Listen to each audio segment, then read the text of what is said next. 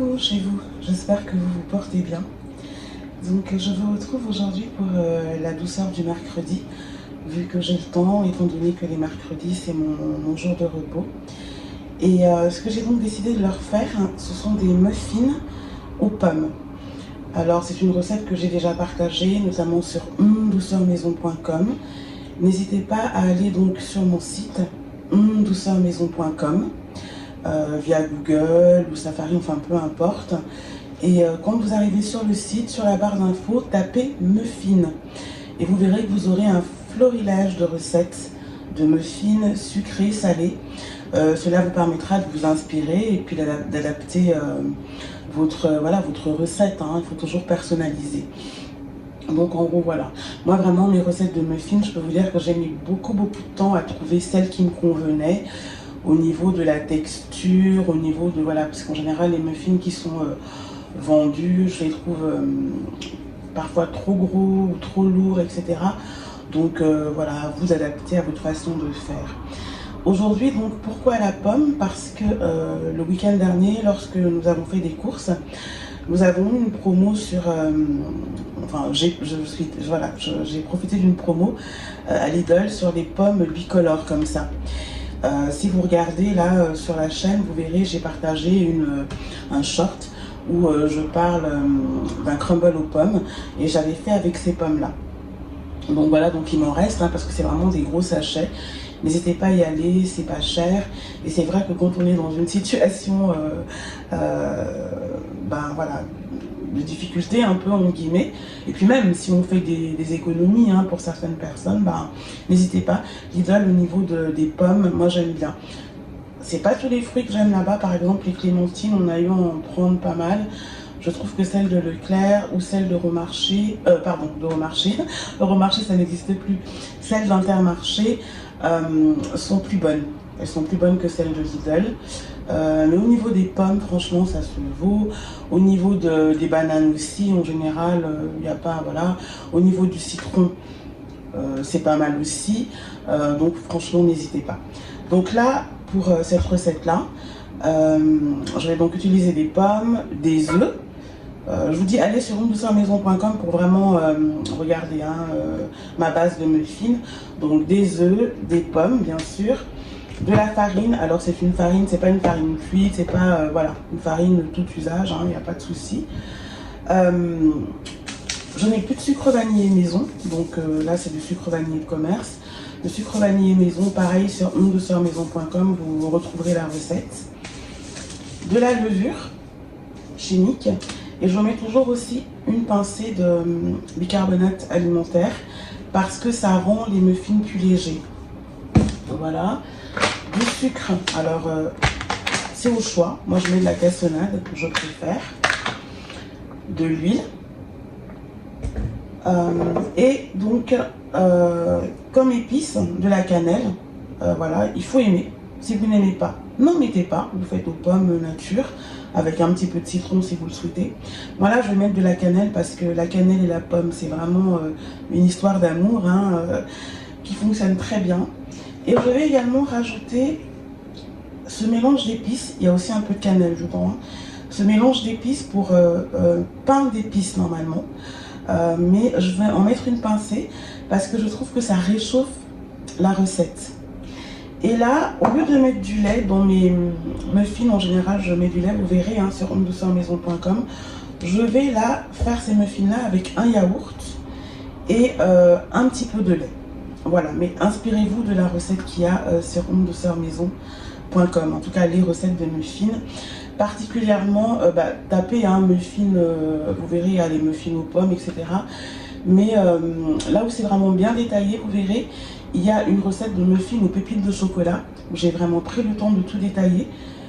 Vous changez simplement, vous rajoutez des morceaux de pommes à la place. Et voilà pour la douceur sucrée du mercredi. Donc c'est muffins à la pomme épicée. Je vous rappelle que j'ai donc mis de la cannelle et une pointe d'épices pour pain d'épices. Mais ça c'est vraiment facultatif, hein, c'est vous qui voyez comment vous les parfumez. Là, j'ai juste mis du sucre glace par-dessus, un petit peu, hein, juste pour que ça donne voilà, quelque chose de plus joli, c'est tout. pareil, c'est facultatif. Ce que j'ai oublié de vous dire tout à l'heure, c'est que je les ai parfumés avec du rhum Negrita. Comme ça, un bouchon, c'est largement suffisant. Pareil, si vous ne mettez pas de rhum dans vos pâtisseries, n'en mettez pas. Là, j'ai mis du rhum, parfois je mets du calvados qui est très très bon avec les pommes. C'est au choix.